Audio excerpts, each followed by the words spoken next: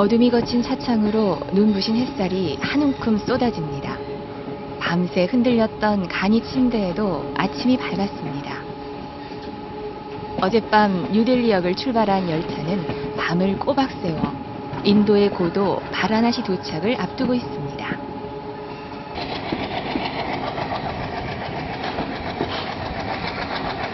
눈이 마주치기 무섭게 누가 먼저랄 것도 없이 튀어나오는 멋진 인사말. 나마스테.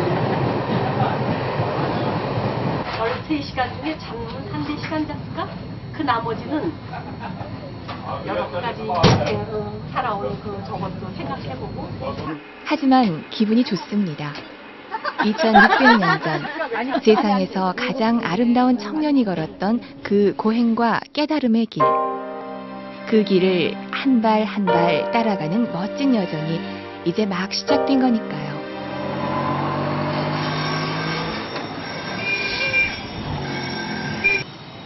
사이클 릭샤가 질주하는 이 거리는 인도의 고도 바라나시입니다. 바라나시에 가면 인도의 속살이 그대로 보입니다. 얼핏 무질서해 보이지만 다툼 같은 건 좀처럼 찾아볼 수 없습니다. 윤회 전생의 오랜 여로에서 금생에 잠깐 서로 다른 몸을 받았을 뿐 모든 존재가 무상하다는 걸 누구보다 잘 아는 이들이니까요. 그러니 사람의 길과 동물의 길이 따로 있을 리 없습니다. 수백 년 전 중세 어디쯤에서 시간이 멈춰버린 듯한 거리. 이 거리를 거닐다 보면 마치 영화 속으로 들어간 듯 현실감이 사라집니다. 바라나시야말로 역사보다 전통보다 정설보다 오래된 도시라는 마크 트웨인의 말이 전혀 과장이 아님을 확인하면서 순례자들은 겐지스강으로 발길을 돌립니다. 겐지스의 길목을 지키는 이들은 순례객들에게 묵직한 화두를 던집니다. 앞으로 순례 과정 내내 이어질 이들과의 만남. 이들에게 진정 동정이 아닌 구원은 무엇일까요?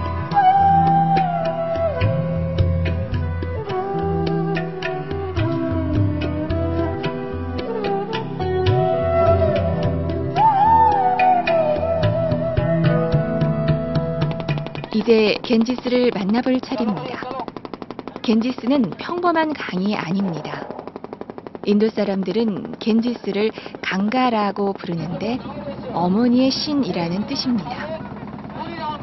우리네 어머니가 그렇듯이 강가 또한 차별 없이 모든 일을 다 거둬주고 다독여주는 어머니 중에 어머니인 겁니다. 강가는 인도인들이 생각하는 마지막 구원의 성소기도 합니다. 강가에 와서 생을 마치는 걸 큰 복으로 여기는 것도 이런 까닭이지요.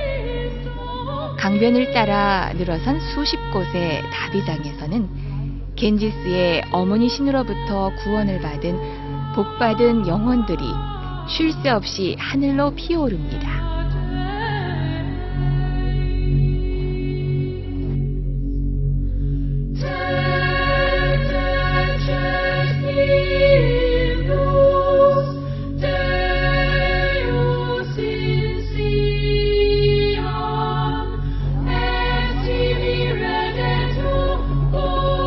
타다 남은 다비의 자매들은 그대로 강물에 던져지지만 어차피 어머니 신인 겐지스의 품 안에 떠있는 한 그냥 버려지는 게 아닙니다. 그러니 육신의 눈에 비치는 오물 따위야 마음의 눈을 뜨지 못한 이방인들의 호들갑일 뿐 이들에게는 세상에서 가장 깨끗한 성수인 것입니다. 겐지스야말로 확실히 전설보다 더 오래된 곳임에 틀림없습니다. 경전 속에 등장하는 항아사가 이렇게 실제하고 있으니까요. 금강경에 보면은 이 금강경을 4국에만이라도 수지 독송한 공덕이 온 세계를 다 보배로 채워서 보시한 공덕보다 더 크다. 그 비유를 할 때 이 항아사 모래를 가지고 비유를 했어요. 항아사수 모래만큼의 항아사. 이 겐지스강이 이 모래만큼 그 숫자가 많이 있다고 하고, 거기에 있는 또 모래만큼 그 보다도 더 수승하다, 이런 식으로. 그래서 정법을 제대로 알고 실천하고 전달하는 공덕은 비교할 수 없다는 거죠. 다비의 자네들이 떠다니는 겐지스의 물결이 어느 순간 세상에서 가장 소중한 성수로 보이기 시작합니다. 이게 바로 어머니 신의 위실력이 아닐까요? 너무 오래전부터 와보고 싶은 데라서요.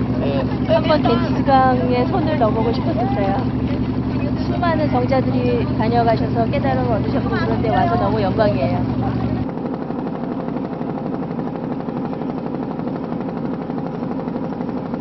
겐지스강을 따라 내려가다 보면 인도의 옛 귀족들의 전용 풀장격인 가트들이 즐비합니다.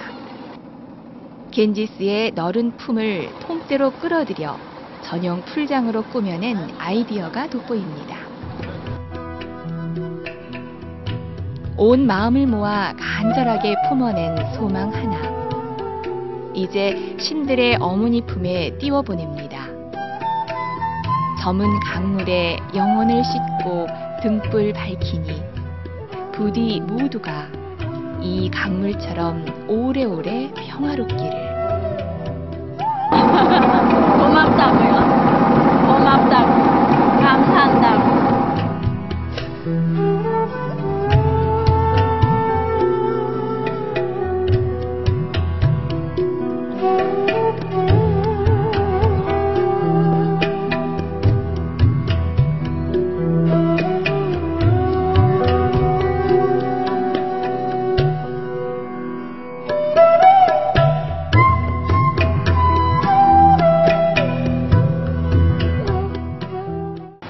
바라나시와 바이샬리의 기라성 같은 사문들도 청년 시타르타의 기대에는 미치지 못했습니다. 청년은 다시 길을 떠나고 마침내 이곳 고행림에 도착했습니다. 1년 내내 30~40도를 오르내리는 뜨거운 햇살. 한 발 한 발 내디딜 때마다 푸석푸석 날리는 흙먼지. 단 1분을 서 있기도 힘든 이곳에서 시타르타는 6년을 꼼짝 않고 보낸 겁니다. 그러니까 좀 힘이 들어도 좋아요. 기분이 좋아. 부지런히 쫓아가야지. 갔다 와야 마음이 편하고 좋아요. 아, 부처님이 그 고행하신 거에 비하면 이것도 아무것도 아닌 것 같아. 지금 이제 조금 걸어왔잖아요. 기분 좋습니다. 그래도 조금 힘은 들어도 이 정도야 뭐. 2600년 만에 같은 길을 따라 걷는 사람들. 이 정도의 수고쯤이야 아무것도 아니라는 순례자들의 밝은 표정에서 열애를 향한 흔들림 없는 믿음이 읽혀집니다. 가도 가도 끝이 없을 것 같은 흙먼지길. 얼마나 걸었을까요? 문득 눈앞에 사람 사는 마을이 나타났습니다. 우물가에서 물장난을 치며 즐거워하는 벌거숭이들. 이역만리 인도 땅. 벽촌에서 조우한 이 풍경이 전혀 낯설지 않습니다. 한때 우리네 일상이었는데 이젠 그리움의 대상이 돼버린 그런 풍경들이 마치 시간을 되돌려 놓은 듯 그대로 살아있어 고향 마을이라도 찾은 듯 정겹습니다.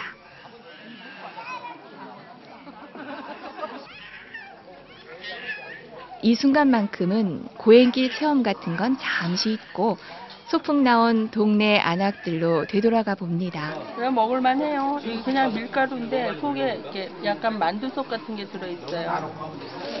먹을만해요. 괜찮아요.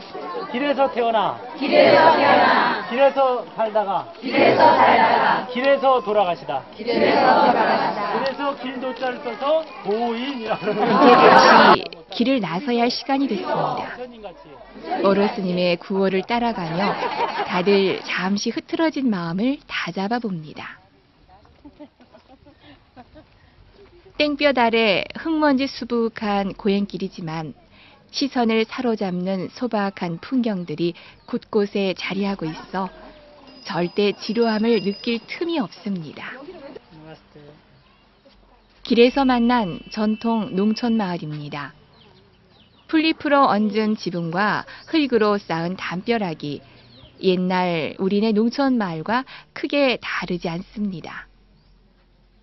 꼭 필요한 것만 갖춘 그야말로 간소한 살림살인데요. 군더더기 없이 살아가는 이들의 모습을 보면서 많은 생각들이 밀려옵니다.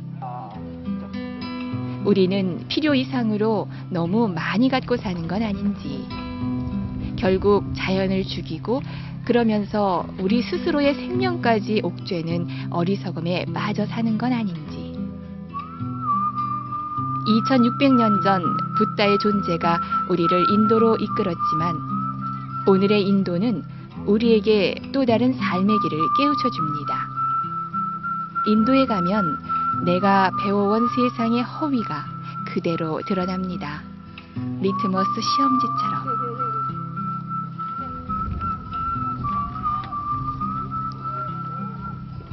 청년 시타르타는 고행림에서 6년을 보냈습니다. 이 정도면 어느 정도 깨달음의 길이 보일 만도 했습니다. 하지만 남은 건 피골이 상접한 육신뿐이었습니다. 피폐해진 육신은 정신의 피폐를 가져왔고 정신의 피폐는 열반의 경지는커녕 더 이상의 수행 자체도 불가능하게 만들었습니다. 마침내 시타르타는 고행을 중단하고 새로운 길을 찾아 나서게 되지요. 그래서 도착한 곳이 바로 이곳 네란자라강. 지금은 건기라서 바닥이 드러나 있지만 우기에는 제법 많은 물이 흐르는 겐지스의 지류입니다. 여기가 바로 네란자라강. 부처님께서 성도하기 직전에 수자타의 우유죽을 받아먹고 목욕을 하셨다는 그 강을 지금 걷고 있습니다. 강가를 이렇게 전부 걷고 있으니까 전부 다 이렇게 수행자 같은 그런 느낌이 드네요. 시타르타의 6년 고행이 절대 헛된 것만은 아니었습니다. 오랜 단식으로 육신은 피폐할 대로 피폐해졌지만 한쪽 극단으로 치우친 수행법으로는 어떤 깨달음에도 이룰 수 없다는 귀중한 깨달음을 얻었으니까요. 하지만 당시 함께 고행하던 도반들로부터 타락한 사문이라는 모진 비난을 감수해야만 했지요. 그 당시에 이제 대바다따라고 부처님 제자가 있어요. 사촌 동생인데 나중에 이제 교단을 반역한 제자가 있는데 그분이 이제 건의한 사항에 보면은 굉장히 고행을 강조하는 거를 건의했어요, 부처님한테. 예? 다시 말해서 잠은 절대 집에서 자지 말고 나무 밑에서만 자자. 예? 그러니까 언뜻 보면은 굉장히 더 수행자답죠. 잠은 나무 밑에서만 자고, 옷은 떨어진 옷만 입고, 먹는 것도 일체 고기, 소금, 우유 안 먹고 그러니까 의식주를 아주 고행 위주로 해버리니까 부처님이 거절했습니다. 그게 아니다. 이거는 중도가 아닌 거예요. 시타르타가 네란자라 강물에 몸을 씻고 지친 몸을 쉬고 있을 때 수자타라는 처녀가 나타나 우유죽 공양을 올리게 됩니다.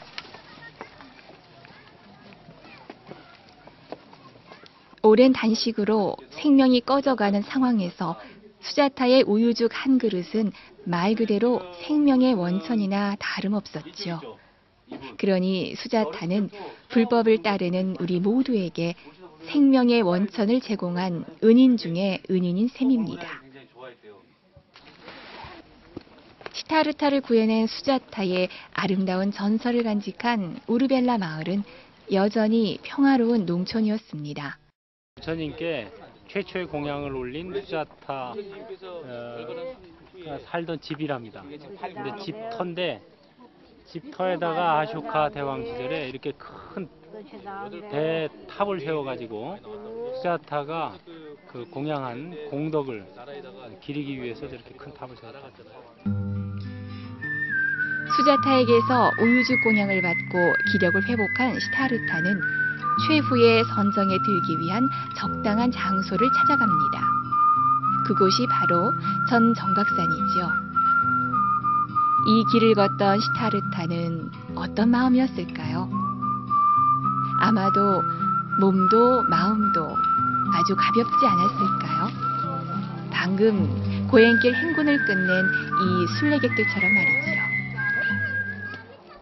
하지만 가벼운 발걸음도 잠시 산을 오르는 길목에 도열해 있는 빈곤과 기아의 현장은 충격적입니다. 몇 푼의 동정만으론 절대 벗어날 수 없는 뿌리 깊은 빈곤의 현장을 보면서 시타르타의 고행은 결코 끝나지 않았음을 절감하게 됩니다. 부처님께서 정각을 이루기 전에 들르셨던 산이다 그래서 전 정각산입니다. 부처님께서 요 밑에 고행림에서 6년 동안 고행을 하시다가 네란자라 강가에서 수자타라는 아가씨로부터 우유죽을 공양을 받으시고 목욕을 하시고 이제 고행을 포기하시고 새롭게 이제 성도할 곳을 찾으셔서 이쪽으로 먼저 오셨다가 여기 산신이 나타나서 이곳은 이제 부처님께서 성도하실 곳이 아닙니다 하고 청을 드렸어요. 그래가지고 여기에는 그림자만 남겨두시고 저 보드가야로 자리를 옮기셔서 그쪽에서 이제 정각을 이루신 그런 유서 깊은 곳입니다. 어디를 둘러봐도 풀 한 폭이 제대로 품어낼 수 있을 것 같지 않은 삭막한 돌산. 하지만 부처님의 그림자만이라도 느껴보고 싶은 게 중생들의 마음이지요. 지금 여기 오면서 너무 힘든 사람들 많잖아요. 그런데도 얼굴이 역시 우리나라 사람 부자보다 더 맑아서 배운 거 많았어요. 예. 시타르타는 산신의 만류로 이 바위산엔 그림자만 남겨두고 다시 길을 떠납니다. 성도의 장소. 그곳은 결코 고행의 숲도 세상과 격리된 황량한 돌산도 아니었던 거지요. 시타르타는 다시 네란자라강을 넘어서 최후의 성도지를 찾아갑니다. 세상과 동떨어져서는 절대로 진정한 깨달음을 구할 수 없다는 걸 알아차렸기 때문이지요. 그래서 찾아간 곳이 바로 보드가야인데요. 당시에도 제법 규모를 갖춘 도시였던 가야에서 남쪽으로 10여 킬로미터 떨어진 평원이었습니다.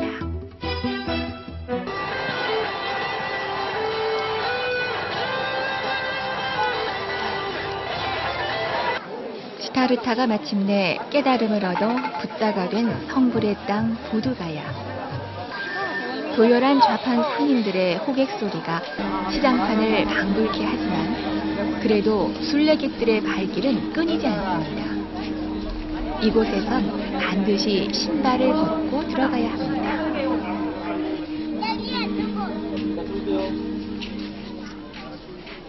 마하보디 대탑. 최초로는 전륜 성왕인 아쇼카왕이 건립했지만 그 후 많은 변모를 거쳐 현재 모습은 1953년 인접 불교 국가들의 지원으로 중건돼 오늘에 이르고 있습니다.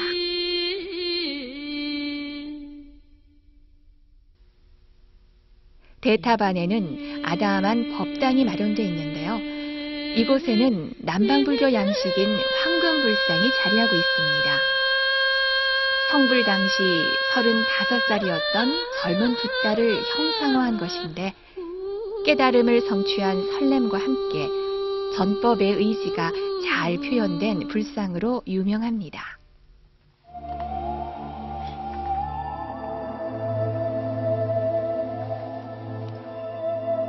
깨달음을 성취하기까진 절대로 일어서지 않겠다며 이 보리수 아래 가부좌를 틀고 선정에 들었던 시타르타. 일주일이 지난 어느 날 새벽, 호련히 휘황찬란한 신세계가 그의 눈앞에 펼쳐졌습니다. 마침내 모든 번뇌를 여의고 깨달음을 성취한 것입니다. 시타르타가 35세 되던 해 음력 12월 8일이었습니다. 네, 여기가 금강좌라고 해서 부처님께서 이 보리수 밑에서 일주일 동안 선정을 하시면서 정각을 이루신 그런 중요한 자리가 되겠습니다. 이곳 마하보디 대탑은 유난히 티베트 불자들과 스님들이 많이 찾습니다. 대탑 주변에 아예 자리를 잡아놓고 온몸을 던져 오체 투지하는 그들의 간절한 발언 앞에 새삼 옷깃이 여며집니다. 정각을 이룬 붓다는 이곳 마하보디 대탑 주변에서 7주를 보내면서 불교의 뼈대를 완성하게 되지요. 지금 순례객들의 발걸음이 닿는 모든 곳이 바로 2600년 전 붓다가 사색하며 거닐었던 성불의 자취들인 셈입니다. 이제 그 흔적을 따라 한 발 한 발 내디는 불자들의 어깨 위에는 진정으로 소중한 서원이 드리워집니다. 존재하는 모든 것들이 항상 평화롭기를.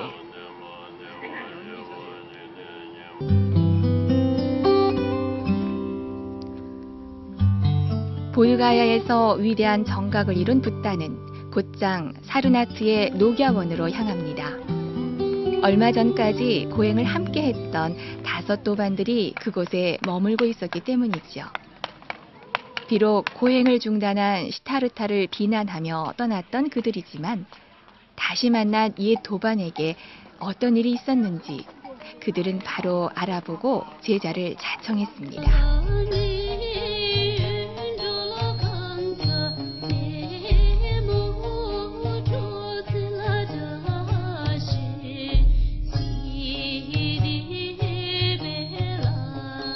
소전법륜의 성소의 우뚝 솟은 담의 끝 수파. 이 역시 아쇼카 대왕 시절에 세워진 것인데 이슬람의 침입 후에도 원형이 보존된 몇 안 되는 불교 유적입니다. 그런 담의 끝처럼 붓다의 메시지 또한 흔들림 없는 진리로 우뚝 서서 오래오래 이 어두운 세상을 밝혀나갈 겁니다.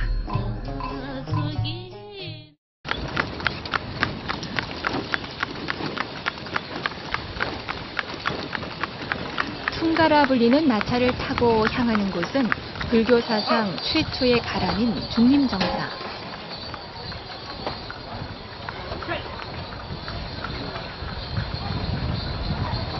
중림정사는 부처님 당시 마가다국의 수도인 라즈기르의 변방에 위치한 가란타 주건에 세워졌습니다. 가란타 장자가 기증한 토지에 빈비사라 왕이 가람을 지어서 성립이 됐는데요. 코살라국 사위성의 기원정사와 함께 불교 최초의 2대 가람으로 불립니다.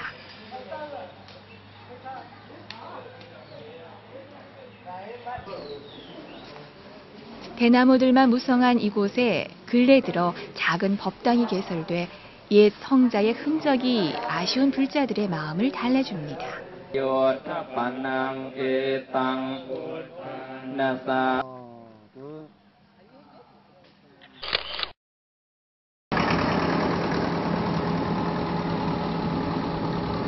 중림정서를 나온 순례객들은 영축산을 향해 길을 재촉합니다.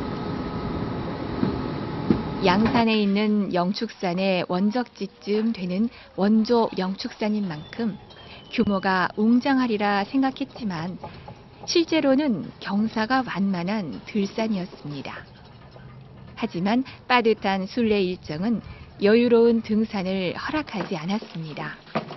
하는 수 없이 곤돌라에 몸을 맡기면서도 직접 밟지 못한 숲길이 아쉽기만 합니다. 곤돌라를 내리자마자 부처님 향실에 바칠 꽃염주부터 준비합니다. 여기서부터는 걸어서 가도록 돼 있어 그나마 다행입니다. 옛날 부처님을 뵈러 가던 빈비사라 왕도 직접 걸어서 올랐다는 그 길. 멀리 발 아래 부처님의 향실이 보입니다. 먼 옛날 빈비사라 왕이 부처님을 위해 닦았다는 길. 깔끔하게 잘 정비된 이 길을 따라서 영산회상의 진원지를 찾아갑니다.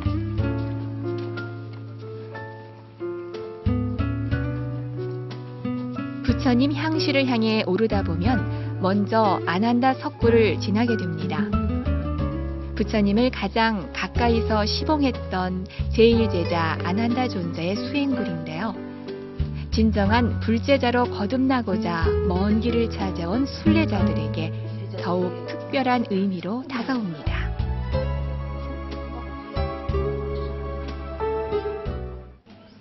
일단은 마음이 편안하고요.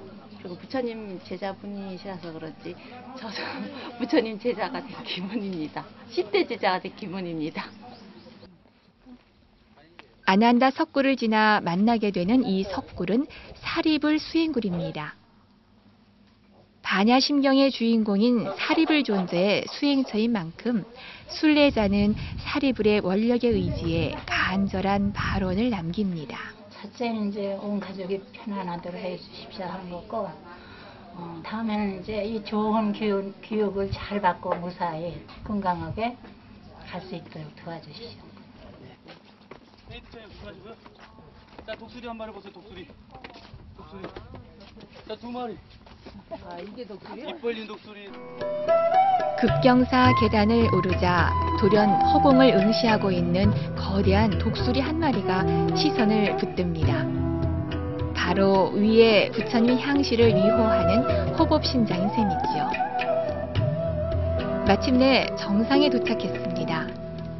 금방이라도 장엄한 영산회상이 펼쳐지면서 연락의 세계가 열릴 것만 같은 영축의 정수리에서 순례자들은 몸을 낮춥니다. 먼 옛날 붓다가 마하가섭에게 들어보였던 그 꽃을 떠올리면서 조용히 눈을 감고 그동안 묻어두었던 화두 한 자락을 슬그머니 꺼내봅니다.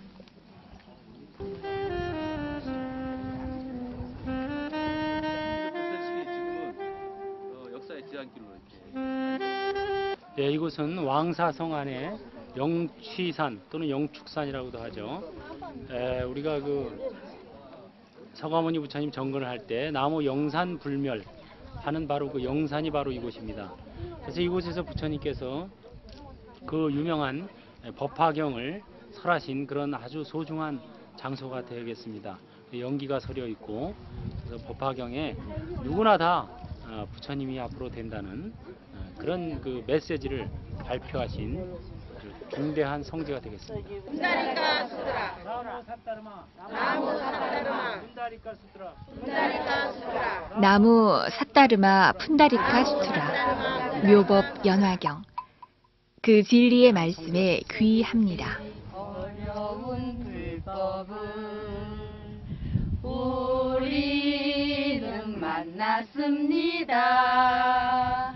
탐진치로 물든 가슴이 부처님 법 알았어요. 불자 마음 속에는 언제나 대답이 보살의 마음으로 살아요. 끝도 시작도 없는 평화로 불국토 이곳은 비운의 왕 빈비사라의 감옥이 있던 자리인데요. 빈비사라 왕의 비참한 말로를 설명해주는 듯한 찌그러진 안내판이 찾는 이들의 마음을 더욱 무겁게 합니다.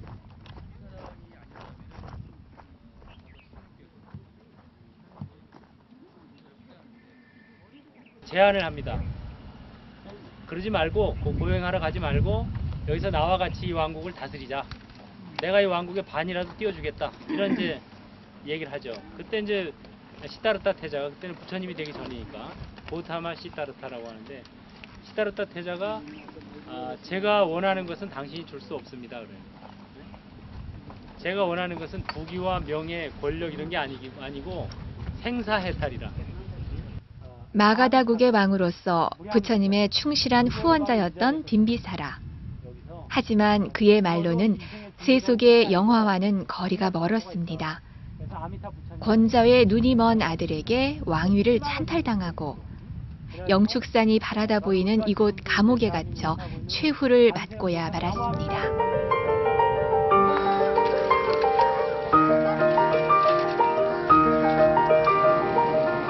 금생의 공덕으로 감당하기엔 전생의 업이 너무 무거웠던 걸까요? 순례객들은 또 하나의 묵직한 화두를 가슴에 안고 다음 목적지를 향합니다.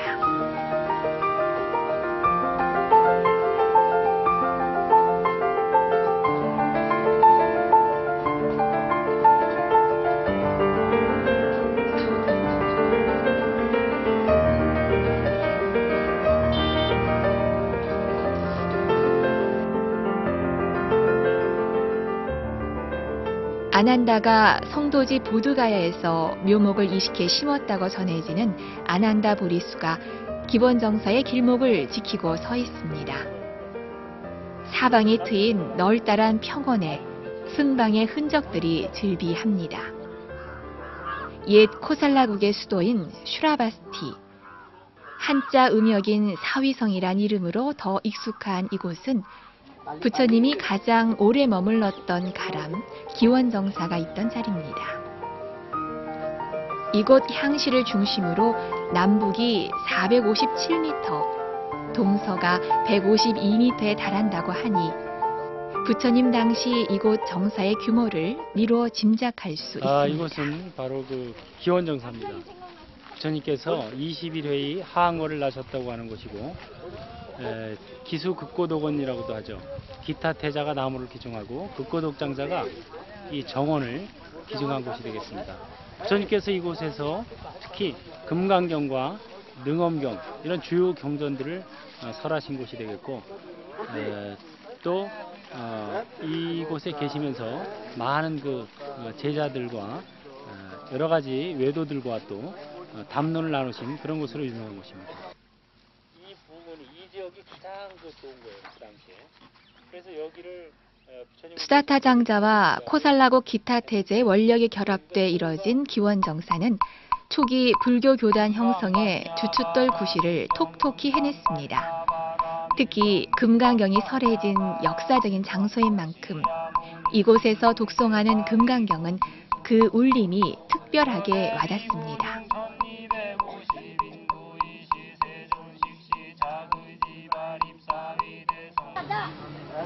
왕사성 라지기르에서 북쪽으로 11km쯤 가면 세계 최초, 최대의 불교 대학인 날란다 대학의 유적을 만날 수 있습니다.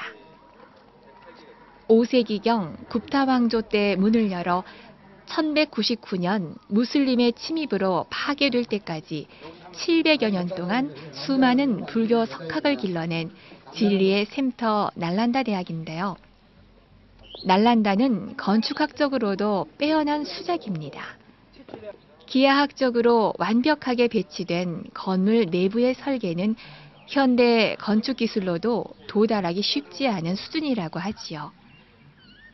미로처럼 연결돼 있으면서 개별 공간의 독립성 또한 잘 갖추어진 공간 배치를 보면 이 건축물이 1500년 전에 완성됐다는 사실이 믿기지 않을 만큼 현대적입니다. 매우 옛날 냉장고라니까. 여기가 무슨 용도로 지금 지어졌어요? 식당 음식 저장고로 사용하였다 합니다. 현장 스님의 기록에 따르면 스님이 이곳에 머물던 당시만 해도 10,000명의 학인의 교수진이 1,500명이었다고 하니 가히 그 규모면에서도 세계 최대의 대학이었음에 틀림이 없습니다. 날란다 대학은 당시에 이미 학문의 세계화를 실현하고 있었습니다. 중국과 우리나라, 일본, 티벳, 몽골 등지에서 매년 많은 유학생들이 당도했고 그들이 배운 학문은 다시 각 나라로 전파되면서 대승불교의 기틀이 됐습니다.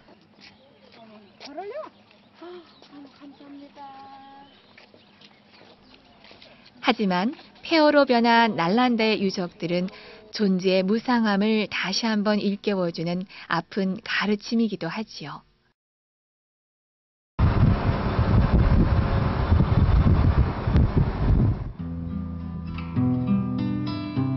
아이샬리로 가는 길은 꿈속처럼 안개 속에 잠겨 있습니다.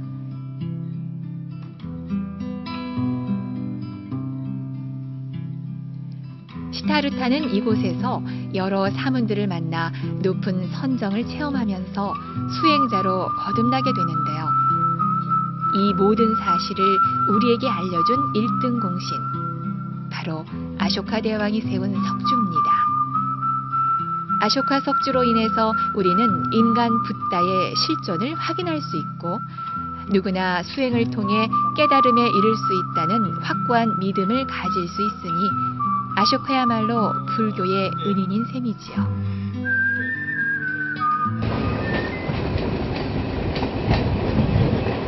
아이샬리에서 최후의 안거를 보낸 부처님은 어느 마을에서 대장장이 춘다로부터 공양을 받습니다.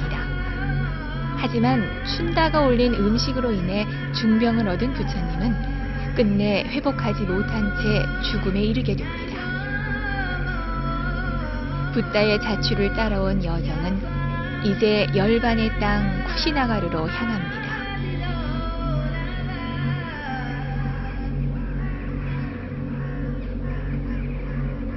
붓다는 자신의 죽음을 미리 알고 제자 아난다에게 암시를 주지만 잠시 악마에게 마음을 빼앗긴 제자는 이를 알아차리지 못했다고 열반경에 전합니다. 결국 춘다의 공양을 받았으며 그 길로 죽음의 길에 접어들어 이곳 사라수 아래에서 마침내 열반에 듭니다. 인간을 신보다 더 높은 존재로 끌어올린 최초의 인간이었던 붓다는 죽음을 넘어선 대열반을 성취하며 이 사라나무 아래에서 위대한 정멸에 든 것입니다. 저 건물은 쿠시나라가의 열반당이고 그 양쪽에 보면은 이제 사라수가 있습니다. 사라쌍수 아래서 부처님께서 대열반에 드셨다. 그래서 부처님의 그 육신은 소멸했지만 법신은 여전히 우주에 충만하다는 가르침을 주신 것입니다. 열애는 그가 원하는 대로 7이나 그 이상도 이 세상에 머물 수 있다던 붓다입니다. 하지만 죽을 걸 알면서도 춘다의 공양을 받았던 데에는 그만한 까닭이 있습니다. 붓다는 태어난 모든 건 반드시 죽는다는 불변의 진리를 자신의 몸을 통해서 마지막으로 설하신 것입니다. 금빛 와불상의 기단에는 슬픔에 젖은 말리 부인과 제자 아난다의 형상이 화인처럼 새겨져 있습니다.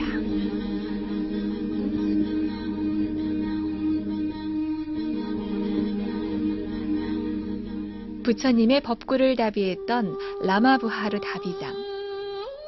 위대한 성자의 마지막을 기억할 특별한 장소지만 버려진 듯 덤덤하게 속살을 내보이는 이 허로운 생사의 현장에서 이방의 순례객들은 재행무상의 말없는 설법을 듣습니다. 이제 여기에서 이제 화장 다비가 붙여집니다. 그래서 이제 여기가 부처님이 누우시고 저쪽에는 약간의 유물을 놓으시고 여기를 전단으로 덮었다고 합니다. 그래서 여기에서 불을 지폈는데 불이 안 붙죠. 이제 가섭존자가 500 제자를 데리고 와서 오른쪽으로 3바퀴를 돌고 어디로 향해서 얘를 올릴까요? 그러니까 관 밖으로 2발이 나오면서 꽃이 폈다고 그럽니다. 연꽃이. 그래 곽실상부 스님들이 화두기도 합니다. 여기에 대한민국에 있는 사리도 전 세계에 있는 사리 모든 사리가 다 여기에서 나온 겁니다. 아니, 그냥요 너무 놀라워요. 놀랍고 내가 여기에 그나마 좀 젊었을 때 올 수 있는 게 너무 다행이고 감사합니다.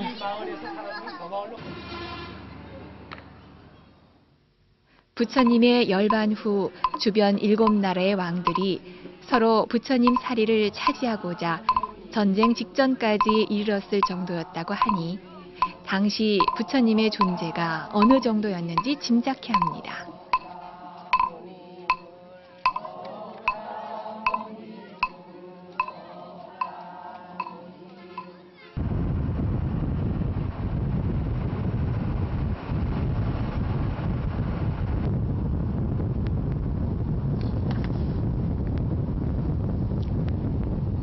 이제 순례객들은 붓다의 탄생지 룸비니를 향합니다.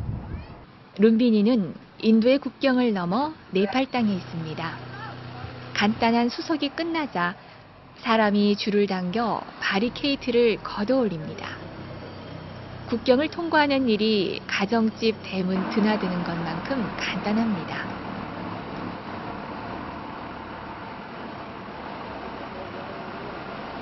여기가 인도와 네팔 국경입니다. 국경인데도 뭐 보니까 간단하게 그냥 뭐 대단한 바리케이트도 없이 간단한 수속을 거쳐서 넘어오는 게 참 감회가 새롭고요. 지금 네팔이 정정이 불안하다는데 아직 그래도 뭐 오늘 들어갈 수 있게 돼서 대단히 다행으로 생각합니다.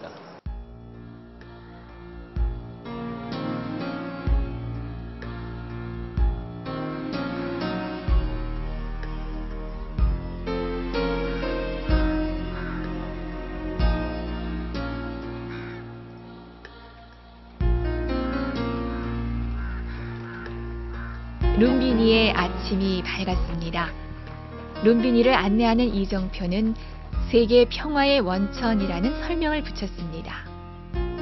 룸비니를 이보다 잘 설명할 수 있는 표현이 또 있을까 싶을 정도로 함축미가 돋보인 이정표를 보니 덩달아 기분이 좋아집니다. 평화의 융단을 펼쳐놓은 듯 경건한 고요가 내려앉아 있는 이 평화로운 뜰에서 바로 2600년 전 시타르타 태자가 태어났습니다.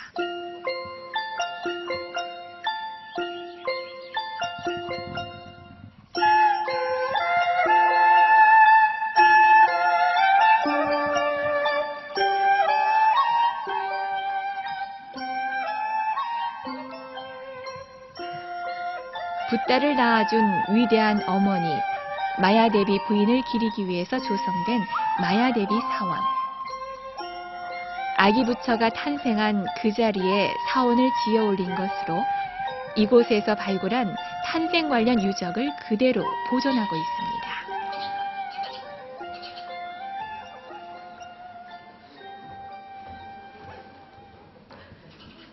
스스로 세상에 존귀한 존재가 돼 고통받는 중생을 제도하겠다는 외침과 함께 예토의 삶을 시작한 아기 부처의 탄생 일갈이 이명이 돼서 규전을 맴돕니다. 호소로부터 7발자국을 앞으로 걸어 나오셨다고 하시는 바로 룸비니 부처님의 탄생지가 되겠습니다. 부처님께서는 7발자국을 걸으시면서 이 온 우주에서 나야말로 아주 가장 존귀하다 이런 이제 선언을 하셨죠. 근데 거기서는 우리가 그것을 어떻게 해석해야 되느냐, 이 온 우주에서 우리 나 자신이야말로 모두 소중한 존재이고 신의 종이 아니고 우리야말로 신보다도 더 뛰어난 존재가 될 수 있는 무한한 가능성을 지녔다는 그런 생각으로 받아들이면 되겠습니다. 붓다의 탄생으로 인해 인간은 비로소 신의 종이라는 굴레를 벗고 마침내 신을 뛰어넘는 존귀한 존재로 비약할 수 있게 된 것이니 온 인류가 함께 기뻐해야 할 위대한 탄생인 거지요.